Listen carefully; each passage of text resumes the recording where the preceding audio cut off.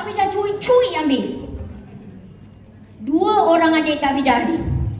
Ada ijazah Tenaga Nasional Berhad. Dia belajar kat Unit 10. Gaji dia 15K.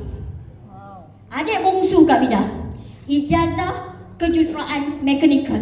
Dia juga bergaji 10K ke atas.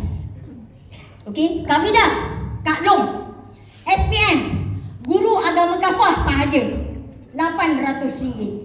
So daripada kecil Kak Vida memang ada penguat rasa sakit. Kenapa? Bukan Kak Vida tak pandai, bukan SPM Kak Vida tak bagus, tapi sebab mak tak mampu nak hantar Kak Vida belajar tinggi.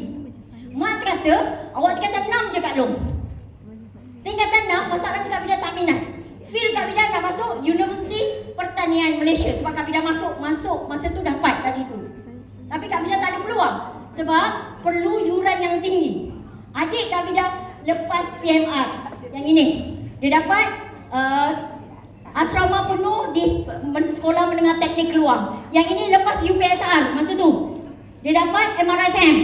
Kak Vida lepas SPM, patutnya pergi UPM. Jadi faham tak kenapa Mustang Kak Vida UPM 933? Faham tak? Kak Vida semadikan kat Mustang Kak Vida University Pida Millionaire kat situ. So, itulah sebab dia. Bukan SPM Kak Vida tak bagus, tapi rezeki tak ada. Tapi tuah ayam nampak di kaki, tuah manusia tak ada siapa yang tahu. Siapapun anda sekarang, bila anda duduk kat Business Forever, anda boleh berjaya, kaya dan jadi jutawan beriman. Sungguh Kak Vida cakap, okey? Kat sini yang menyebabkan Kak Vida punya gaji kecil, hidup miskin, serba tak kena palau, bahan ejekan, trauma lama, overthinking, kata-kata negatif daripada orang yang kita sayang. Setiap kali raya Kak Vida duduk kat dapur, tak pakai baju raya, tolong mak basuh periuk. Siapa sama macam Kak Vida? Hari ini Kak Vida sama juga. Kak Vida ada jutawan, tolong mak basuh periuk. Tapi lain dia punya value. Value kenapa? Sinilah Long makan kuih. Sinilah Long, dah lah jangan pergi dapur lagi. Lah sinilah. Dulu, Long, air kopi. Long, kuih keluarkan. Long, masak mi goreng. Sebab apa? Tak ada duit. Jadi bahan ejekan. Jadi tempat kita bahan untuk bukan kita ganjil je. Tayar pun dah keluar dawai. Sepupu sepapak semua engineer. Sepupu sepapak Kak Vida pun Isyarah yang ada master. So anda tak rasa tak kat mana penguat sakit anda sekarang?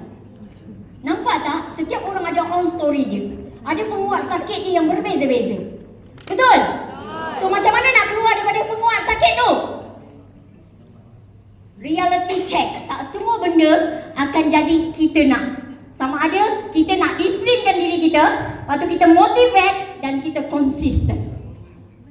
Disiplinkan diri daripada sekarang. Aku ada penguat sakit yang orang nampak aku tak ada value langsung. Orang pandang aku sebelah mata pun tak nak.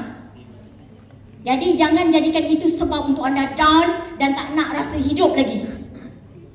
Jangan jadikan itu sebab pemusnah impian anda. Okey? So, apa maksud duit? D untuk doa. U untuk usaha.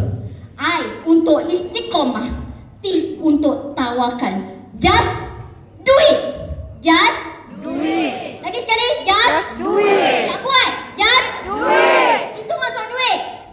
Hari ini semua siapa yang tak nak cari duit? Siapa yang tak nak duit? Maksudnya awak dah tersalah masuk dewan ni. Kalau tak nak cari duit kat sini. Okey? So, seterusnya. Identity shift. Untuk dapat result baru, awak kena jadi orang baru. Aku tak boleh. Aku belum boleh. Itu ayat yang betul. Okey? Aku gagal. Aku belajar. Jangan cakap gagal lagi dah. Setiap kata-kata anda adalah doa. Cukup 40 hari, awak cakap benda yang sama, pam, amin. Mustajab naik ke atas. Jadi cakap apa? Tukar. Aku takut. Aku cuba. Twist balik mindset.